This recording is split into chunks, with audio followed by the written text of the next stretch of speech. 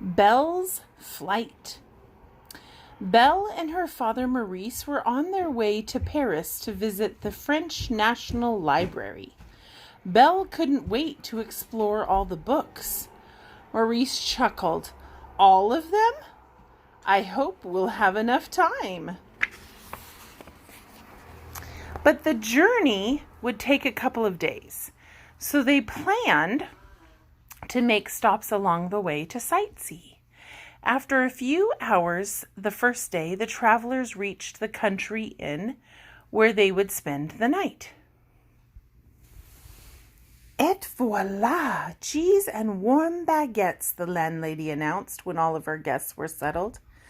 Maurice happily thanked her for her hospitality, but Belle's attention was caught by a young woman who was busy writing in a notebook. What is she writing? Belle wondered. Maybe an adventure novel or a fairy tale.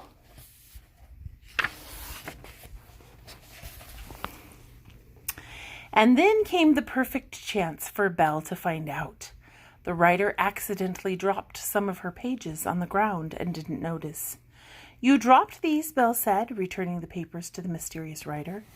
Thank you, the girl said. I was so focused on my travel journal that I didn't notice they'd fallen. A travel journal? How amazing, Belle exclaimed. Where have you traveled? The girl smiled and joined Belle and Maurice at their table.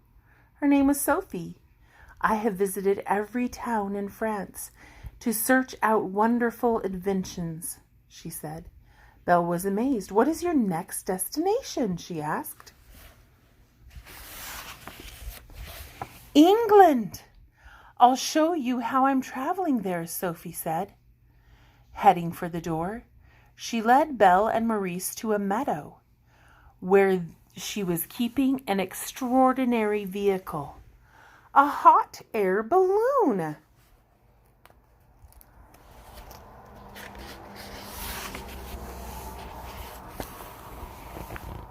Belle and Maurice wanted to know everything about the balloon, so Sophie showed them how it worked.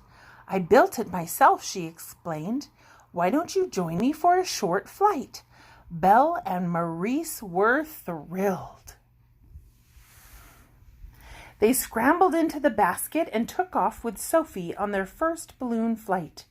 The world seemed so small from up high. The clouds are moving in fast, Sophie pointed out as they flew by. Uh-oh, I think a storm is on the way, Maurice exclaimed. Large raindrops soon followed. I've never flown in a storm, Sophie called. We better land, Belle shouted over the wind. Belle and Maurice held on tightly while Sophie turned the fire down to start the descent.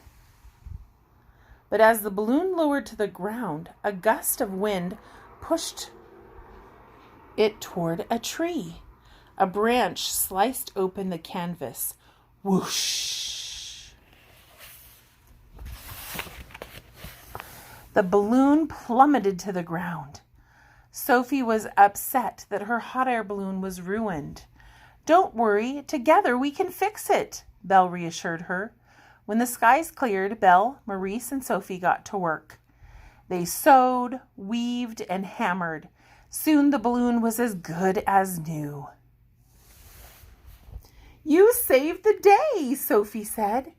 As thanks, she gave Belle and Maurice a special gift, the blueprints for the contraption.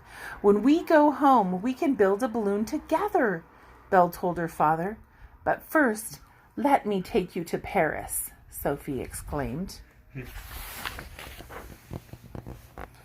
Soon Philippe and his wagon were back on the road to Paris.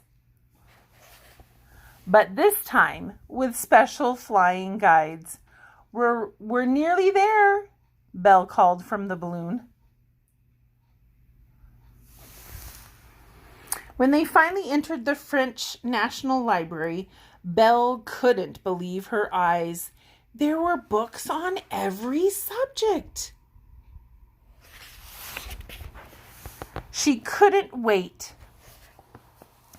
to start reading. First on her list, travel journals, then books on flying, and then maps of the world, and then anything and everything.